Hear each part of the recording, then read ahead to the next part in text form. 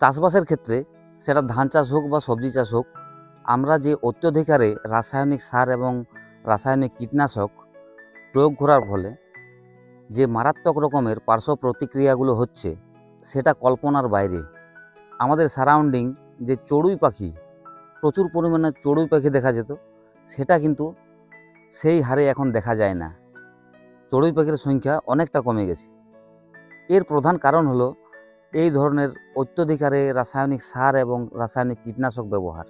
এছাড়াও আমরা দৈনন্দিন জীবনে যে সমস্ত কেমিক্যালগুলো ইউজ করি, যেমন হারপিক বা ডিটারজেন্ট, ফিনাইল, এই সমস্ত জিনিসগুলো ব্যবহার অত্যধিক হারে বেড়ে গেছে বলে কি হয়, অনেক কীটপতঙ্গ যেমন ক্যাটারপিলার বা বাটারফ্লাই, এই সমস্ত কীটপতঙ্গগুলো প্রচুর পরিমাণে ধ্বংস হয়ে যাচ্ছে এবং খাদ্যচক্রে একটা বিঘ্ন ঘটছে।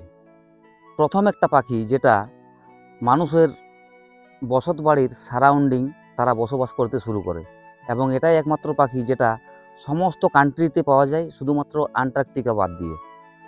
এই পাখিটা শুধুমাত্র বাসা বাঁধে তাদের বাচ্চা লালন পালন করার জন্য। ওদের বাসাটা শুধুমাত্র বলা যায় আমাদের যে ম্যাটারনিটি ওয়ার্ড, ঠিক সেই রকম।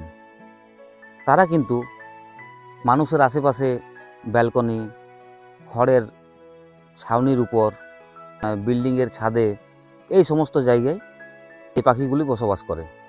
তো তাদের বাচ্চাকে লালন পালন করার জন্য এই যে ক্যাটারপিলার এবং বাটারফ্লাই, এইগুলো প্রত্যেক দিন প্রায় 100 থেকে 150 খানা তাদের বাচ্চাকে খাওয়ায়।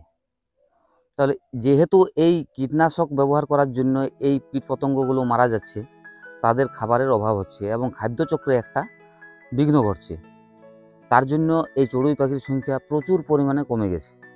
তাহলে আমাদের বায়োডাইভার্সিটিতে প্রচণ্ড রকমের একটা ব্যাঘাত ঘটছে, এবং যেটা চাষবাসের ক্ষেত্রে বলুন বা আমাদের এই জীববৈচিত্র্যে বলুন, প্রচণ্ড রকমের একটা ক্ষতি হয়ে চলেছে।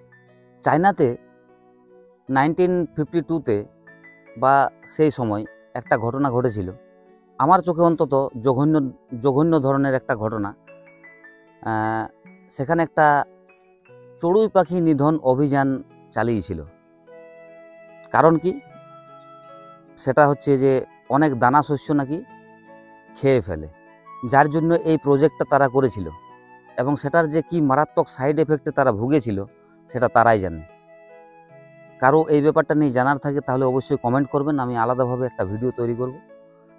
তাহলে সবসময় চেষ্টা করবেন যাতে পরিবেশের এই মারাত্মক ধরনের ক্ষতিগুলো না হয়। চেষ্টা করবেন রাসায়নিক সার, রাসায়নিক কীটনাশক খুব কম